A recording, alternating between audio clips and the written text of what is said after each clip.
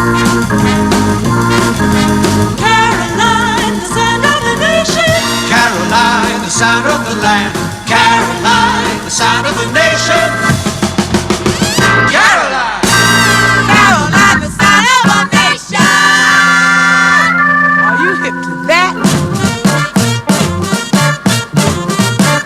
Caroline Sure Shot.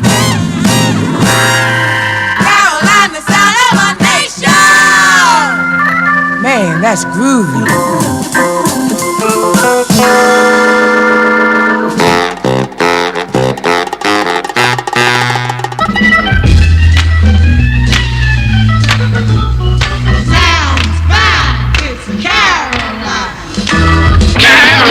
International station with the happy dear friend.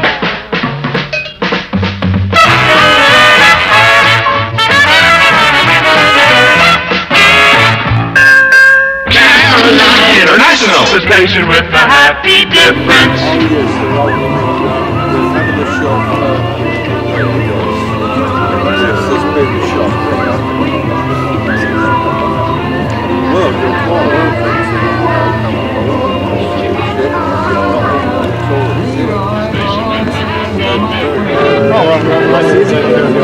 If you take Peter's ticket holders as priority. Okay, that's fine. I don't think you'll get anywhere near the studio just at the moment, so if you start to read transmitter.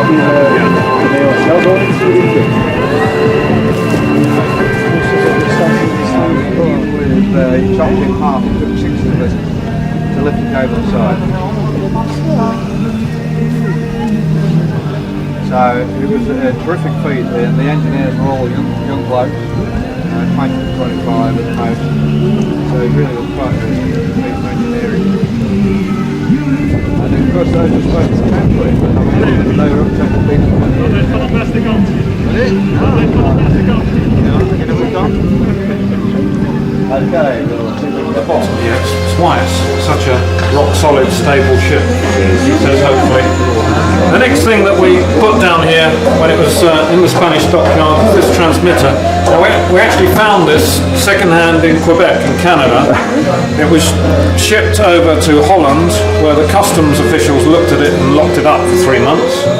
Once we got it out of customs, it was trucked down to Spain, dismantled, reassembled down here, and you'll notice that all the transmitters are welded in place with this angle iron framework, that's so they can't slide around. We've got 2 smaller transmitters down the side, which are original equipment as well. These huge bits of machinery. Now this is our most useful piece of equipment really, because the music from the studios comes down the cables here into this rack. And you see we've got 2 identical things here called Optimods. They're signal processors. The best way to explain it is on your car radio these days or your hi-fi at home, you've probably got a button labelled loud or loudness, bass boost, something like that. You know, when you press that button, suddenly the speakers boom out louder. Well, this is our loudness button, but it's a loudness button for transmitters. We were one of the first radio stations to use this gear. This is a Sirius valve. Now, as you can see, it looks a bit like a motorbike engine. The bottom section is all cooling fins, because there's the equivalent of 50 electric fires worth of energy going through this thing. I had 3 Weetabix this morning. That's your lot. A lot of heat. Lots of great generators. There's 2 of them. The yellow painted ones are identical.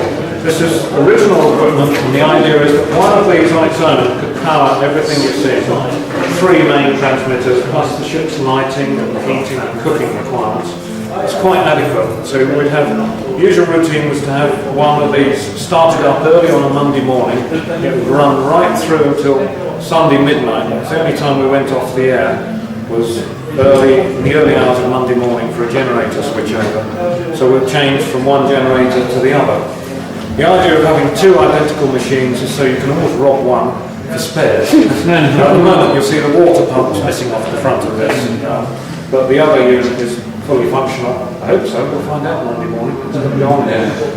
We're plugged into the mains at the moment, by the way, so it's a rare opportunity to come in here without being definite. Now, back in 1987, our Dutch radio station wanted to increase power, and and they purchased another big transmitter. Now, before that could be installed, we had to increase the power facilities that we had. So that big generator. We're economical, although it doesn't sound so. It sounds so when we say that when we're doing the full speed, pushing the water at full speed, which was around 20 knots, they were using about 200 gallons of diesel an hour.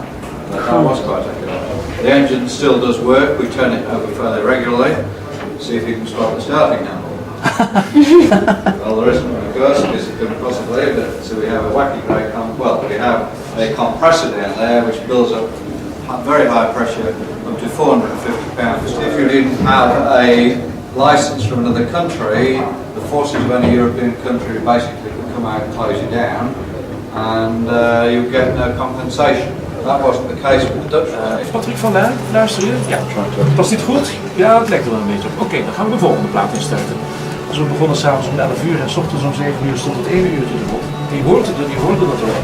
Het begon een beetje, het begon nogal enthousiast overdreven enthousiast als ik dat voel. En op het einde was ik echt moe. Dus ik moest blik af, dan moest ik weer naar de kazerne, dan moest ik weer in dienst. Dus de truck stond op de grote ketel. Niet echt trots op dat programma, nee. Je zegt ik wilde dingen anders in de media, maar je zegt ook ik wilde daar zelf niet zoveel risico voor lopen. Dus dan werd het een hele tijd stil voor, om jou na te wijzen. De eerste uitzending van MEBOIII 272.